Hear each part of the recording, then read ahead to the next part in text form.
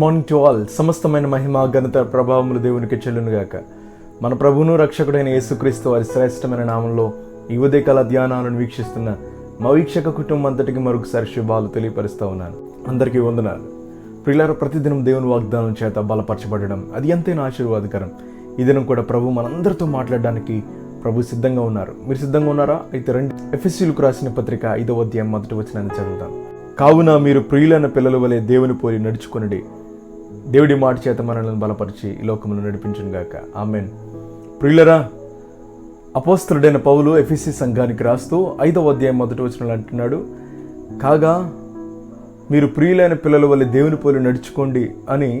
ఈ లోకంలో మానవులుగా పిలువబడుతున్న మనం, విశ్వాసులుగా పిలువబడుతున్న మనం, దేవుని పిల్లలుగా పిలువబడుతున్న మనము ఈ లోకములు ఎలాగూ నడవాలో, ఈ లోకములు ఎలాగూ సాగి వెళ్లాలో పౌలు ఆనాడు ఆ సంఘానికి వివరిస్తే, నేడు ఈ మాట చేత ప్రభు మనందరితో మాట్లాడుతూ ఉన్నారు.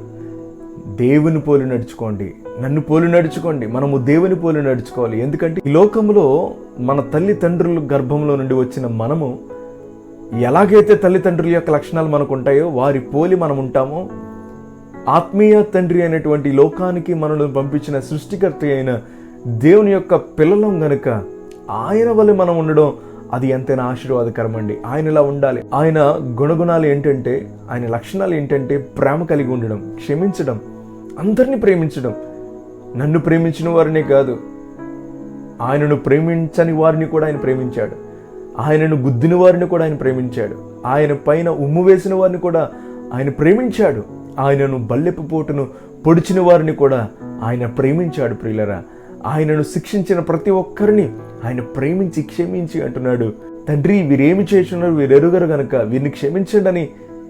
ఆ బాధలో కూడా, ఆ కష్టంలో కూడా, ఆ దుఃఖంలో కూడా, అంత శ్రమను భరిస్తూ కూడా ఆయనను బంధించిన వారిని, ఆయనను బాధించిన వారిని క్షమించమని తన తండ్రికి వేడుకుంటూ ఉన్నాడు.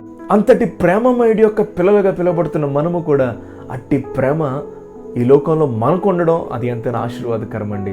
నిజంగానే ఆయన పిల్లలుగా మనం పిలువబడితే, క్రైస్తవులంగా, దేవుని విశ్వాసులంగా ఆయన పిల్లలుగా మనం పిలువబడితే కనుక ఆయన లక్షణాలు ఉంటేనే మనము దేవుని పిల్లలం. కానీ ఆ లక్షణాలు లేకపోతే నిజంగానే మన అపవాది పిల్లలమే. ప్రియులరా, నేడి వర్తమానం వింటున్న మీరందరితో ప్రభు మాట్లాడుతూ ఉన్నారు. మీరు నా పిల్లలైతే నాకున్నటువంటి లక్షణాలు మీరు కలిగి ఉండి ఈ లోకంలో నడవండి, సాగి వెళ్ళండి అని ప్రభు నేరుగా మనతో మాట్లాడుతూ ఉన్నారు. ఆయన లక్షణాలు ఏంటో తెలుసా? ఆయన ప్రేమమయుడు గనక ఈ 5వ అధ్యాయం 2వ వచనంలో అంటాడు, ప్రేమ కలిగి నడుచుకోండి అంటాడు. అంత మాత్రమే కాదు, 10వ వచనంలో వెలుగు సంబంధులై నడుచుకోండి అంటాడు. 15, 16, 17 వచనాలు అంటాడు, మీరు అజ్ఞానుల వలె కాక జ్ఞానుల వలె నడుచుకోండి అంటాడు. అంత మాత్రమే కాదు, గలతీయులకు రాసిన పత్రిక 5వ అధ్యాయం 18వ వచనంలో కూడా అంటాడు ఆయన, మీరు దేవుని ఆత్మ చేత ఆత్మపూర్ణులై ఆయన చేత నడిపించబడినట్లయితే ధర్మశాస్త్రానికి లోనైన వారు కారు అంటాడు. నిజమే ప్రియులారా, మొట్టమొదటిగా ప్రేమ కలిగి నడుచుకోవాలి. ప్రేమ అది చాలా అవసరం అండి. మనలను ప్రేమించిన వారినే కాదు, మనలను ప్రేమించని వారిని కూడా మనము ప్రేమించాలి. మనం అందరికీ నచ్చమండి, అందరూ మనల్ని ప్రేమించరండి, కొందరికే నచ్చుతాం. మనలను ప్రేమించని వారిని కూడా మనం ఏం చేయాలి తెలుసా? ఆయన ప్రేమను కనుపరచాలి. మనం ఆయన పిల్లలం గనుక, ఆయన బీజం నుండి వచ్చాము గనుక ప్రియులరా, మనము ప్రేమ కలిగి, మనలను ప్రేమించకపోయినా మనం వారిని ప్రేమించాలంతే. మనలను బాధించిన, నోటి మాట చేత గాయపరిచిన, అవమానం పరిచిన, మనలను వేదనకు గురి చేసినా మనం ఏం చేయాలో తెలుసా? వారి కొరకు ప్రార్థన చేయాలి, వారిని ప్రేమించాలి. ఎందుకంటే వారు మన సహోదరులు గనుక, మన తోటి సహోదరులు గనుక. మన ప్రియ ప్రభు అయిన యేసుక్రీస్తు వారు ఆయనను కొట్టిన వారిని కూడా, ఆయన పైన ఉమ్ము వేసిన వారిని కూడా ఆయన సహించి, భరించి, వారిని క్షమించి వారిని ప్రేమించాడు కదా. అలాగే మనము కూడా ఈ లోకములో ఆయన పిల్లలం గనుక మనం ప్రేమించుదామండి. మనలను ఏమి అనినా, మనలను దూరం పెట్టిన మన ఇంటివారు, మనలను కొందరు చాలా గాయపరుస్తారు మాటల చేత. ఆ మాటలే కత్తిపోటు వంటి మాటలుగా ఉంటాయి. ఆ మాటలు వినలేమండి. ఆ మాటల చేత మన హృదయం అల్లాడిపోతుంది. ఆ మాట మనలను చాలా ఆందోళన గురి చేస్తుంది. ఆ మాట మన మనసును చాలా గాయపరుస్తుంది. అయినా కూడా ప్రభువా, వారికి తెలియదు ప్రభువా, వారికి తెలియక ఆ మాట అన్నారు ప్రభువా అని మనము వారి పట్ల ప్రభుకు ప్రార్థన చేసి వారిని క్షమించి ప్రేమిస్తే ప్రియులరా, మనకు పరలోక రాజ్యము సిద్ధంగా ఉంది ప్రియులరా. నీ కొరకు పరలోక రాజ్యం సిద్ధంగా ఉంది. అలాగే ప్రేమ కలిగి వెలుగు సంబంధులై జ్ఞానుల వలె వారిని ప్రేమించి క్షమిస్తే మనకు పరలోక రాజ్యము శాశ్వతంగా మనకుంటుంది గనక ప్రియులరా, ఈ లోకంలో అజ్ఞానుల వలె కాకుండా, చీకటి సంబంధులుగా కాకుండా వెలుగు సంబంధులుగా బ్రతుకుదాం. వెలుగు సంబంధులై నడుచుకుందాం, జ్ఞానుల వలె నడుచుకుందాం, ప్రేమ కలిగి నడుచుకుందాం, ఆయన పిల్లలుగా పిలబడదాం. ప్రాముఖ్యంగా దేవుని ఆత్మ చేత నడిపించబడదాం. అలాగ నడిపించబడితే ధర్మశాస్త్రానికి లోనైన వారం కాదు, పాపానికి లోనైన వారం కాము, అపవాది సంబంధులం కాదు, మనం దేవుని సంబంధులం, దేవుని పిల్లలం గనుక మనందరి కొరకు ప్రభు నీతి కిరీటం దాచబడి ఉంచాడు. ఇలాగూ జీవిస్తే, ప్రేమ కలిగి వెలుగు సంబంధంగా నడుచుకుంటే, జ్ఞానుల వలె నడుచుకుంటే, దేవుని ఆత్మ చేత నడిపించబడితే ప్రియులారా, మన కొరకు నీతి కిరీటం దాచబడింది.